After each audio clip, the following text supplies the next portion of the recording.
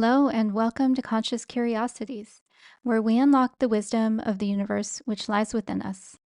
I'm your host, Maria Luz, an astrologer, psychic medium, and certified hypnotist.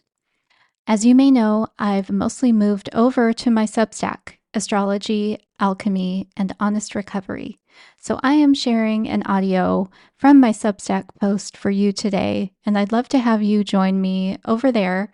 You can subscribe for free or as a paid subscriber for just $5 a month or $50 a year, and that entitles you to join in the monthly gatherings where I cover a topic on either alchemy or astrology and open it up for any questions you may have. I hope to see you over there. Thank you. Hexes and hard choices. Maybe we've outgrown that IKEA furniture. By Maria Luz O'Rourke. As always, take what resonates and leave the rest. I'm a little late with the audio this week because I was having technical struggles when I posted. The image symbol received in meditation and offered for this week is a hex wrench. Have you built IKEA furniture? If you're honest with yourself, would it have been your first choice for your bed, dining table, or dresser? While their yellow and blue marketing is cute, they aren't meant to be crafts pieces or family heirlooms. Yet they serve the near-term purpose. They furnish your first living space as an adult, or maybe they refurnish your first post-divorce living space.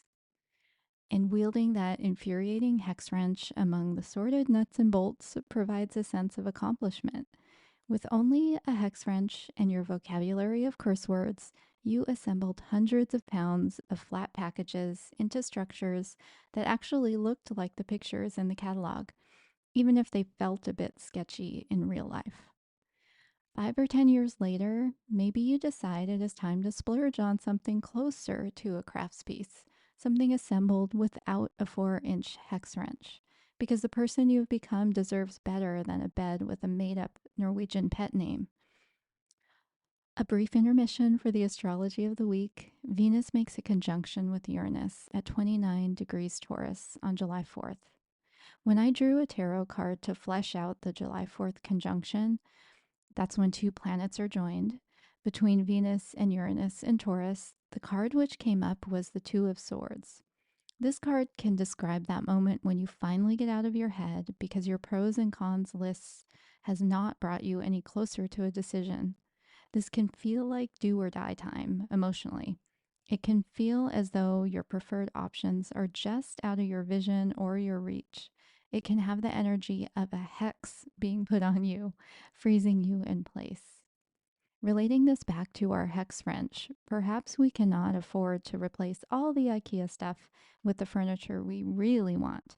Venus in Taurus is about material harmony.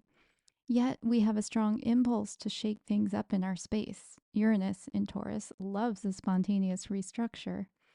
We are at a decision point. We could incrementally replace each piece as our budget allows, or we could borrow money to buy what we want, or we could decide on a totally different option. Become a monk, live in an RV, etc. We would have to be a glutton for punishment to order up a pallet of new IKEA furniture and take up the same tools, hex wrench and curse words, right? With US Independence Day looming, maybe we are called to take a look at the structures we have been working, living, and creating upon. We always have choices, even when we can't see them.